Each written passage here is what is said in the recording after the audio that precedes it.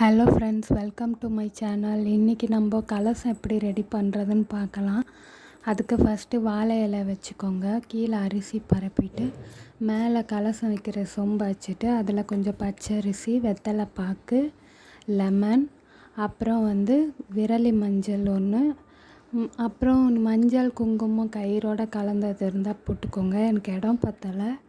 கிராம்பு, ஏலக்காய், அப்புறமா காதோல கருகமணி, அதுக்கப்புறம் மாசிக்காய், ஜாதிக்காய் ஒன்று போட்டுக்கோங்க.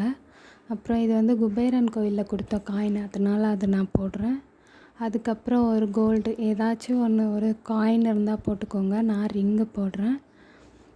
அதுக்கப்புறமா காயின் எடுத்துக்கோங்க. நான் 9 காயின் எடுத்திருக்கேன். 11 காயின், 5 காயின் அது மாதிரி போடுங்க. அப்புறம் மாயிலை வச்சுட்டு அது மேலே நம்ம தேங்காயில் மஞ்சள் பூசி குங்குமம் வச்சு மேலே வச்சுருங்க. இப்போ கலசம் தயாராகிடுச்சு. வீட்டு வாசல் வெளியே வச்சு தீபார்த்தனை காட்டி வீட்டுக்குள்ளே கொண்டு வைங்க. வீடியோ பிடிச்சிருந்தால் லைக் பண்ணுங்கள், ஷேர் பண்ணுங்கள், மறக்காமல் சப்ஸ்கிரைப் பண்ணிவிடுங்க ஃப்ரெண்ட்ஸ். பாய்.